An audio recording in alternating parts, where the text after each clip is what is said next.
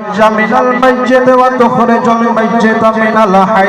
وترزق من تشاء بغير حساب لا يتخذ المؤمنون الكافرين أولياء من دون المؤمنين ومن يفعل ذلك فليس من الله في شيء إلا أن تتقوا منهم تقاه ويحذركم الله نفسه وإلى الله المصير قل إن تخفوا ما في صدوركم وتبدوه يعلمه الله ويعلم ما في السماوات وما في الأرض والله على كل شيء قدير يوم تجد كل نفس ما عملت من خير محضرا وما عملت من سوء تود لو أن بينها وبينه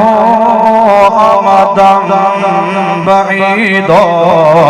ويحذركم الله نفسه والله رؤوف بالعباد قل إن كنتم تحبون الله فاتبعوني يحببكم الله ويغفر لكم ذنوبكم والله غفور رحيم قل أطيعوا الله والرسول فإن تولوا فإن الله لا يحب الكافرين إن الله اصطفى آدم ونوحا وآل إبراهيم وآل عمران على العالمين ذرية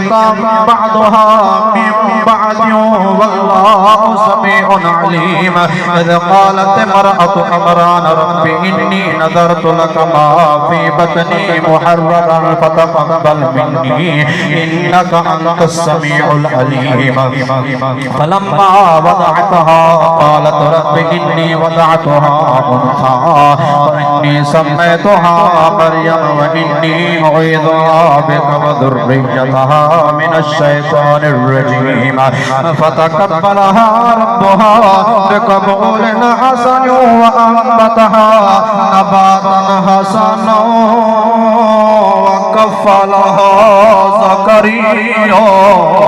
كلما دخل عليها زكريا المحراب وجد عندها رزقا قال يا مريم أنى لك هذا قالت هو من عند الله إن الله يرزق من يشاء بغير حساب هنالك دعا زكريا ربها قال رب هب لي من لدنك ذرية طيبة إنك سميع الدعاء ونادته الملائكة وهو قائم يصلي في المحراب أن الله يبشرك بيحيى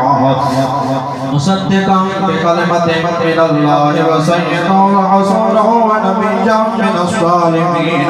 قال رب أنى يكون لي غلام وقد بلغني الكبر وامرأتي عاقرة قال كذلك الله يفعل ما يشاء قال رب اجعل لي آية قال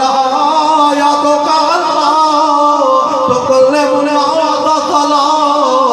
ثلاثة أيام إلا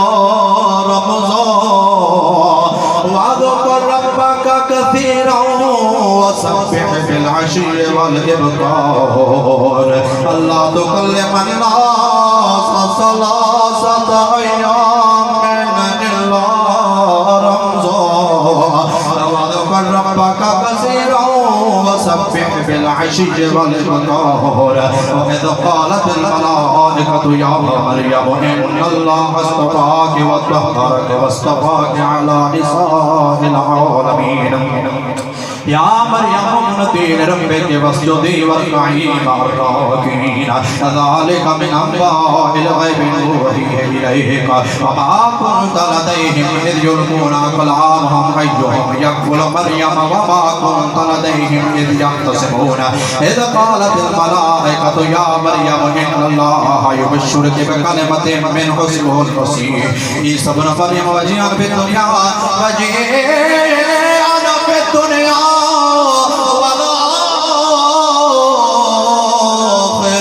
ومن المقربين وما يكلم الله في المهد ومن الصالحين قالت رب أنى يكون لي ولد ولم يمسسني بشر قال كذلك الله يخلق ما يشاء إذا قضى أمرا فإنما يقول له كن فيكون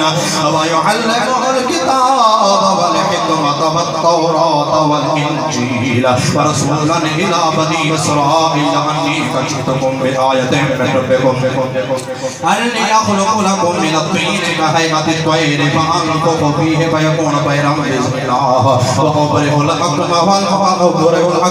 والأبرص وأحيي الموتى بإذن الله وأنبئكم بما تأكلون وما تدخرون في بيوتكم إن في ذلك لآية لكم إن